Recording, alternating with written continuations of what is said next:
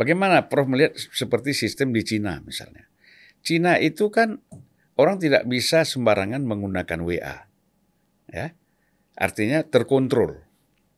Kalau nggak salah mereka punya apa? Dia punya ini? Kalau yang seperti WA namanya WeChat. WeChat ya. Ya. Dan kita bisa juga pakai WeChat di sini kan gitu. Nah jadi kalau kita lihat itu kan dalam rangka mereka mengontrol kan warganya menggunakan media sosial ini kan. Ada upaya mengontrol, tapi yang tidak kalah penting adalah upaya untuk supaya warganya itu data pribadinya tidak digunakan atau tidak dikumpulkan, dimanfaatkan oleh negara lain. Itu yang kelebihan Cina. Cina tahu persis dia ketika menjadi negara tirai bambu itu menyiapkan diri untuk melawan Barat, terutama Amerika dan Eropa gitu kan. Mereka nggak mau menggunakan GPS. Karena GPS ini sebenarnya adalah milik Amerika. Mereka nggak mau menggunakan Google.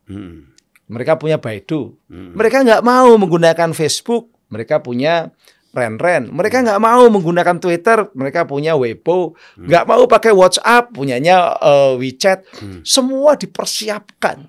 Dan itu dibuat oleh negaranya sendiri. Akhirnya apa yang terjadi?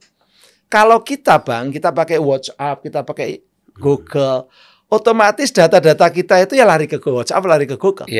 Ratusan juta rakyat Indonesia ya datanya ada di WhatsApp, ada di Google. Percuma aja ada undang-undang perlindungan data. Iya sebenarnya. Saya mengatakan, saya yakin Bang, bahwa sebenarnya kita ini telanjang di hadapan platform-platform global. Telanjang. Telanjangnya begini. Sekarang saya duduk di podcast ini, kira-kira WhatsApp tahu nggak? Kalau saya Sherlock. Pasti tahu lah. Tahu. Saya tadi dari mana juga tahu. Saya dari mana, teman saya siapa di media sosial, tahu semua. WA sama siapa. Akrabnya sama siapa, tahu semua. Tapi bagus juga itu, Prof. Jadi perselingkuhan itu semakin berkurang ya. Karena khawatir kan gitu. Ternyata kan enggak juga. Oh gitu. Kan begitu kan? Ternyata enggak juga. Saya pikir berkurang. Karena atas nama privacy itu mereka tetap tidak menjaga. Tapi ketika ratusan data orang Indonesia ini ada di platform-platform global, maka platform global ini bisa memproyeksi apa yang akan terjadi di Indonesia. Bisa memprediksi apa yang akan terjadi di Indonesia. Termasuk politik kita 2024 mereka bisa tahu. Aksesnya mereka bisa masuk kan? Masuk. Nggak usah pakai polling. Nggak usah pakai pollingnya Burhanuddin Muhtadi dan lain-lain gitu kan.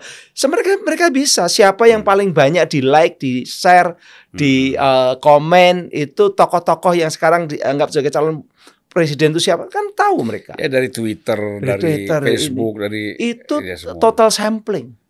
Nah, Cina tidak. Cina tidak diketahui oleh mereka. Cina, data-data orang Cina tidak dibawa dan tidak dikuasai oleh platform-platform Barat. Bahkan dia punya. Itu yang kemudian sekarang Amerika ketir-ketir. Bang, kalau sekarang kita searching di WA, dia searching di Google, the most national threat of United States of America, the most national threat yang muncul TikTok. TikTok itu dianggap sebagai national threat, ancaman nasional bagi Amerika. Kenapa? Karena orang Amerika sekarang pada suka TikTok kan. Termasuk apalagi kita. Kita juga, tapi kita nggak merasa, nggak merasa sebagai threat. Karena kita udah duluan dikuasai oleh Google dan lain-lain. Ya biar imbang lah, ada yang ke Cina gitu. Tapi Amerika merasa bahwa tentara-tentara Amerika aja suka TikTok kan.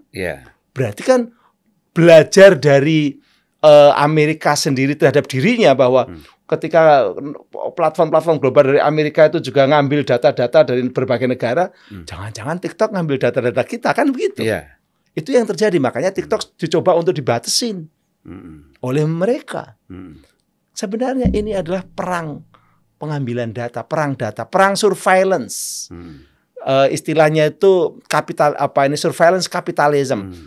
Surveillance capitalism itu kapitalis global ini mensurveillance rakyat di berbagai dunia, termasuk Indonesia, termasuk di sekarang ternyata Amerika juga disurveillance, bukan oleh perusahaan-perusahaan dia sendiri, tapi disurveillance juga oleh perusahaan Amerika Cina yang sekarang mulai berkembang cukup pesat.